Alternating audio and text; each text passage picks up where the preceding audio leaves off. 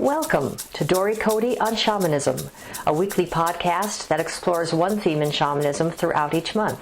Get comfortable, have a seat, and let's get started. Welcome to today's podcast. We're going to be talking today about shamanism and politics and social action. Welcome. I hope you enjoy this topic. Dory, today specifically we're going to be talking about shamanism and politics. Currently there's a great deal of unrest in the United States around the upcoming presidential election. How do you deal with this from a shamanic perspective? And do you discuss politics in your shamanic circles? We really avoid talking about politics in shamanic circles. Simple reason is that that's not the reason that we gather. When we come together as shamanic practitioners, or when I come together with my students or clients, the purpose truly is to work on life from a spiritual perspective and not from what is happening in external things such as politics or, excuse me, the news or other things of that nature. Now, underlying that, however, is the truth that we also at the same time talk about how do we as shamanic practitioners in this time, in this world, deal with the undercurrent and the static that is being created energetically by what is happening in the political world. And so from that perspective, we do work with it, but we don't talk about our opinions about this candidate, this idea, that idea. Although certainly in general, people who are on this spiritual path are invested in the well-being of the earth and all peoples of the earth, all beings of the earth, and certainly people have ideas and opinions about who they might support as a result of that, but we don't openly talk about it for the most part. So it's the keeping separate what spirit intends versus the personal intentions. Exactly. There is a definite separation there, and although, we might have ideas of who would do a better job at protecting all life and, would be coming from a place of the heart in terms of their being the leader of the free world. We don't demean anybody who's currently a political candidate, and we don't spend a lot of time praising others who might be political candidates. We try as much as possible to remain neutral, and that certainly is challenging at times. Amen to that. How does one reconcile what their soul knows, trusts, and believes with the current climate of anger, distrust, and disgrace in the election rhetoric, bickering, and debates? It's difficult to reconcile all of that and to not get drawn into the drama and the trauma of it all. What we as intentional, mature shamanic practitioners and people who follow this spiritual path do as much as we possibly can is work at transmuting or neutralizing as best as possible the energetic stuff that gets deposited in the airwaves from the speech that occurs that is harmful to others, the thoughts, the intention of doing harm, the energy of bickering, the little nuances of opinions that are damaging to a particular gender or a particular race or a particular culture. And so it is very challenging to do that, to not be openly vocal about a person who is being harmful using words, and at the same time have an attitude of maintaining that belief that we as spiritual people do have an impact on what occurs, but we have an impact by being pure and keeping our intention of love of all beings, of gratitude, of remembering that we are all one and that personalities are a part of the human condition and all of that, while at the same time doing what we can through works that we've talked about here before on podcasts of,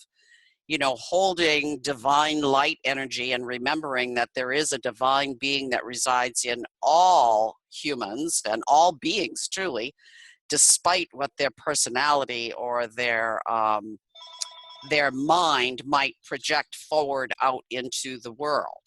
So what I heard you saying is it's important to be in the world that we're in, which is one of duality, while maintaining a foot in the world of spirit. Yes. And that when you do your shamanic work, you do it from a place of spirit, which is unity, no duality, every being respected. That's absolutely right. And it is challenging to live in a world of duality because it is who we are as humans, and yet as devoted and committed shamanic practitioners, we must remind ourselves on a regular basis, not that people don't fall off the edge of the cliff from time to time, myself included, but it is important to remember, oh no, this is my path. My path is the path of non-duality, of staying in light and remembering that we are all one, and there is, a divine being that resides in all living humans and animals and all living beings. And so we have that place to go back to, and that's what we strive for. A listener asks, if someone finds themselves getting very wound up in an external situation, how would you advise them? Some people are very passionate and loud about their beliefs and have a tendency to be in your face about it, even with demonstrations breaking out now.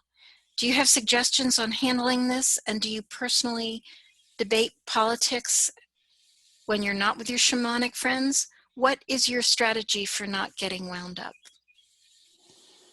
Well, those are all really great questions. My strategy for not getting too wound up with what is occurring in our political world here in the United States is to remember my center, as I was talking about with the prior question, remembering that I am responsible as a shamanic practitioner to maintain that place of union, that place of, okay, we truly are all one, and stay out of a place of judgment. On the other hand, it is important to remember that, the shaman in antiquity and in our ancestry was responsible for the village.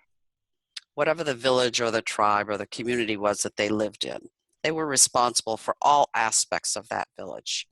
The same is true today. The difference is that the village has now become the world, because we have access to all that is happening, not just within our own small community, but throughout the entire world. And so how do we as practitioners care for, the beings from the entire world, not just our small community? So getting wound up then feeds, what happens is if we get wound up, we feed the negativity.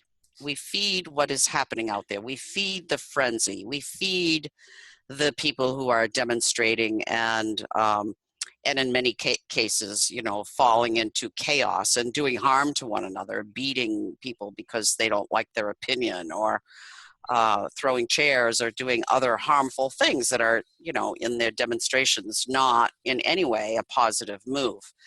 So what's important is that we as shamanic practitioners don't go to that place, that we, forgive those who are caught up in the spiral of energy, and at the same time try to maintain a higher vibration of where we aspire to be, regardless of what is happening in the external world.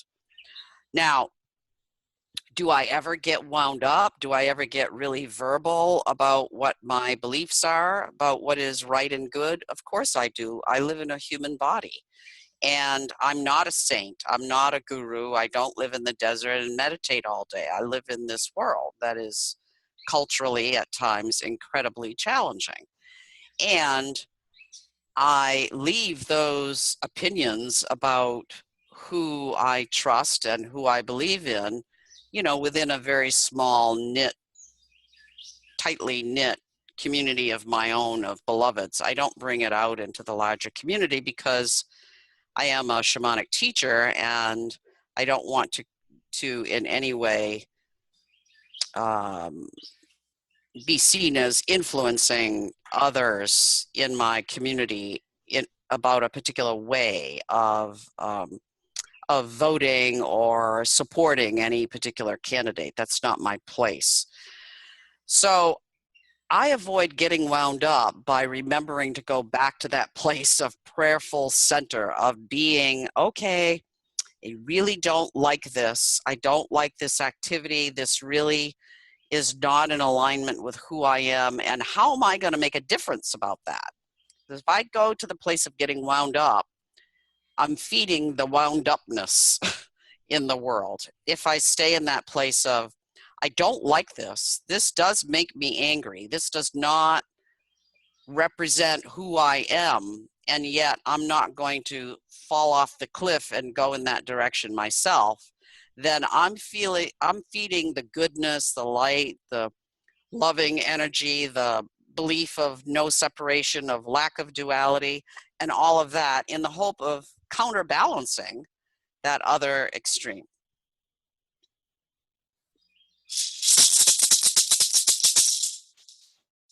What is the shamanic perspective to take if the president that is elected is someone whom you truly do not support and cannot get behind that person's beliefs, policies, and approach to life?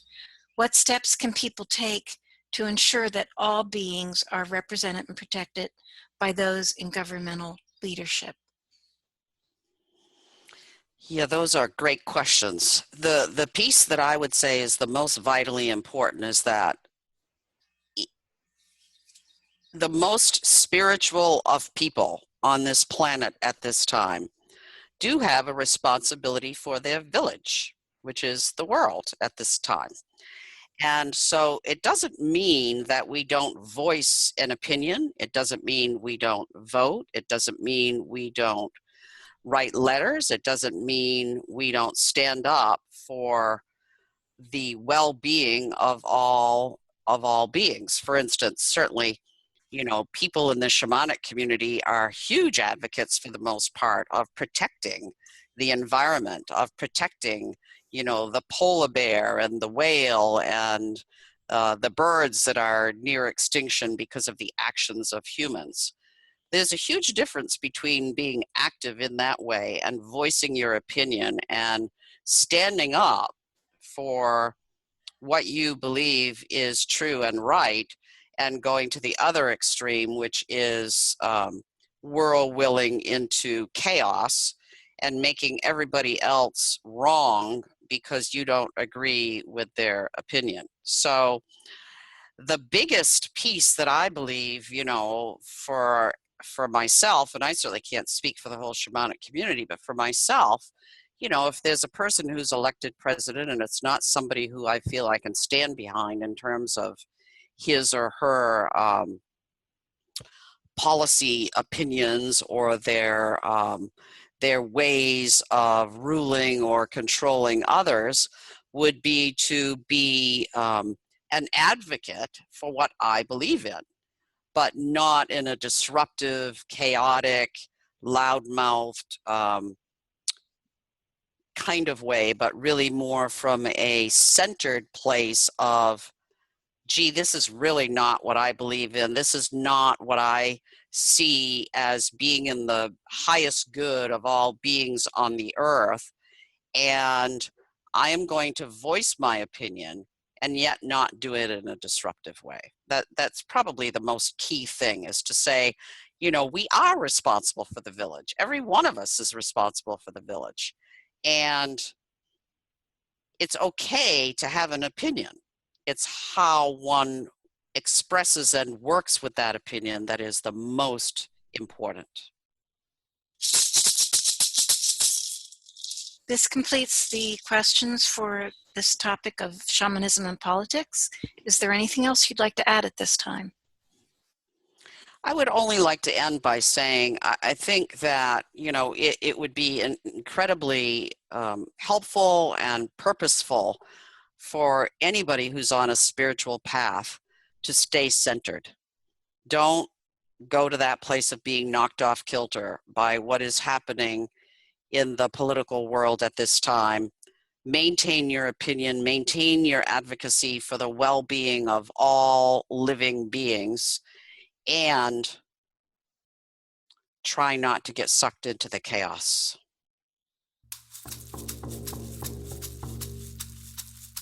Thank you for listening to Dory Cote on Shamanism. We'd love to hear your thoughts, stories, reactions, and questions. Come on over to dorycote.com and join the conversation. And tune in next week for more on this subject, or next month for a new subject. You can subscribe to this podcast in iTunes, or sign up on dorycote.com to receive notices when the podcasts are posted. That's Dory, D-O-R-Y, and Cote, C-O-T-E.com. Drumming and rattling by Dory Cote and Terry Morgan. Technical assistance and audio production by JillHackett.com. And this is Susan Savelle, wishing you many blessings in your life. We hope to have you join us next time.